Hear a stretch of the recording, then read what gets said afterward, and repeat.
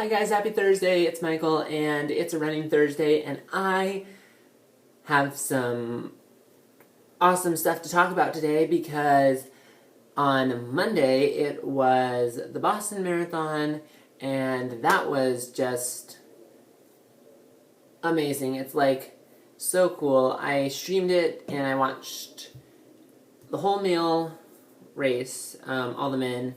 And then the women had already started when I started watching it, so they were about 30 minutes into their run, but I watched the rest of that, and so time to go over it all.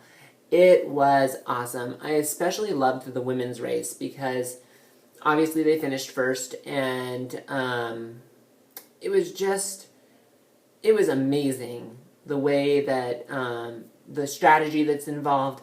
So here's the story. Let's set the scene. Des Linden, who is an American, is in the pack. There's 9 of them. Okay, so there's 9 in this pack, and Des is in the front. Her and Shailene Flanagan and a bunch of other people. They're all there.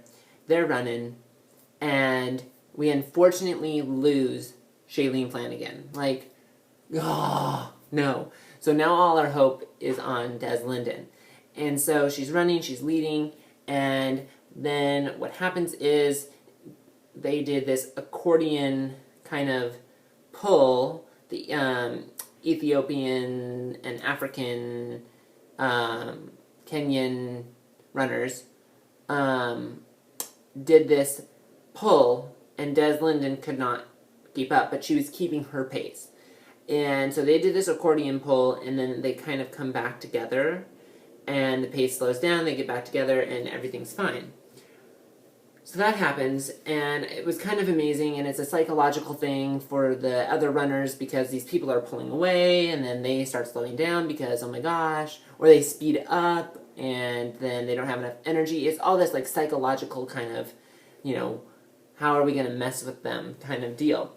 So that happens, and then at mile 23, a couple of them pull and do that accordion again, but it was a run to the finish kind of a thing, and unfortunately Des Linden could not keep up, so our American was knocked out. I mean, she ended up being 4th, which is great, but she did not or was not able to win, and because she couldn't keep up with the pace. And so what happens is, I have my little fact sheet, Caroline Rotich wins the Boston Marathon for the women, and I have to say that watching the strategy, like she just stands right behind these people. They're running along, like, and here's Caroline, oh, I'm just going to stand right behind you.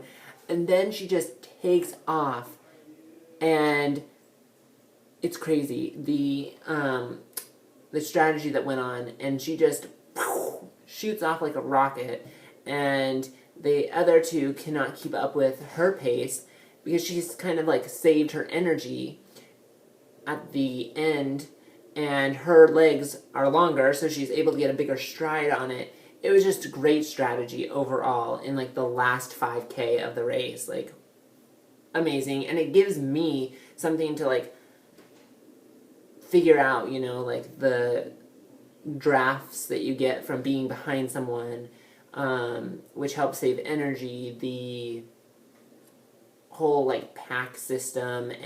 And what I mean by pack system is when they're like running together in a group and they're just like moving as one unit. Like the 9 of them were moving together as one unit, and then they start, doing these strategies later in the race to kind of chop one down, chop another down, like lose a couple, and then they do that accordion spread to lose the rest of them.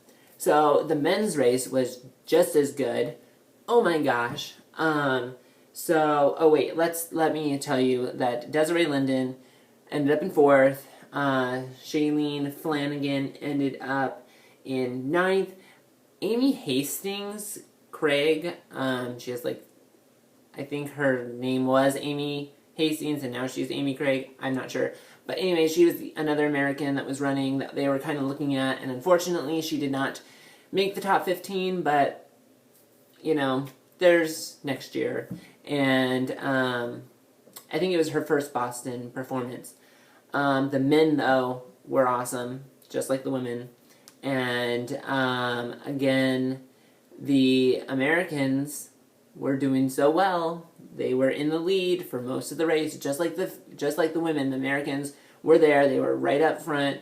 The Americans were right up front with the men's race as well. And then, you know, it's like they should bide their time like a little more, or something. They need to change something, because Meb Khalifsi, I think is how you say his last name, and Dathan Ritzenheim were both up in front. I mean, Ritzenheim was leading the pack. They do the same thing. They have the pack system. They're all running, you know, they're like a triangle, and they're just...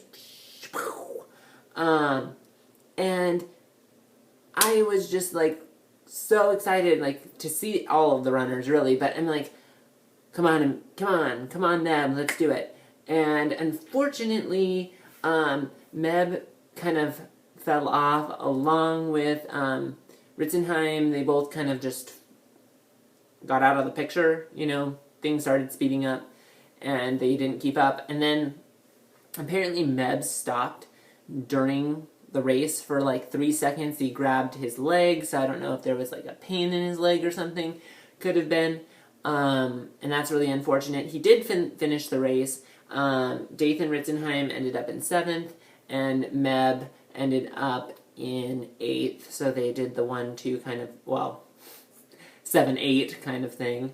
And the winner was Lelisa Desisi of Ethiopia, and he has won the Boston Marathon before. He won in 2013, and now again, so that's pretty cool. And he posted a time of 2:09:17. Holy crap, that is so fast. I don't know how people run that fast, but it is possible. So, you know, that's what I'll say. The next time somebody thinks I'm running fast, I'll be like, oh, have you seen some of these people that are out there that can run? And also Rodich, Caroline Rodich, she won in 2:24:55, which is amazing, and it's super fast. So it's amazing to watch them, because they have their stuff down. And I'm telling you that, you know, I think the best way to learn, like, the movements and what people are doing is to watch them. In any sport, if you're going to learn how to play soccer, you watch people playing soccer. If you're going to learn how to play football, or if you're going to get really good at it, you watch people who are doing that sport. So there's no difference. It's like running, you watch people run.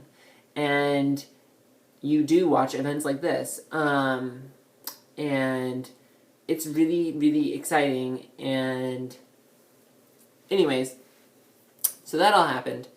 Boston Marathon, pretty awesome. Lots of really great information and really inspiring runners. And yeah, I'm really excited. I can't wait to do my marathon, which is in not very long. May 3rd is when it is. It's a Sunday. And I am feeling good. I have been rolling like a crazy person, because I'm trying to, like, when I roll my IT band, I roll both legs. I do my quads, hamstrings, and IT band, and then I do my calf. But especially the upper part of the lower extremity, my thighs and my hamstrings and my IT band, they're really tight and they hurt. And if I roll them, they feel better. I feel like I have new legs. That's how awesome they feel. So that's something I have been doing. I hope that it works in my marathon. I hope that I did take some things from the Boston Marathon by watching these people. Some really great ideas that I'm going to try to incorporate while I'm actually running. So we'll see how it goes. I do like to tend to run my own race in a marathon. I don't really like to be confined by all these things. I want to just run and run well, and hopefully we have good weather. That would be a bonus. But yeah, anyways, that's it for this week. I hope you enjoyed it. My little review on the Boston Marathon. And yeah, I'll see you guys next Thursday with a brand new running video. So see you later. Bye.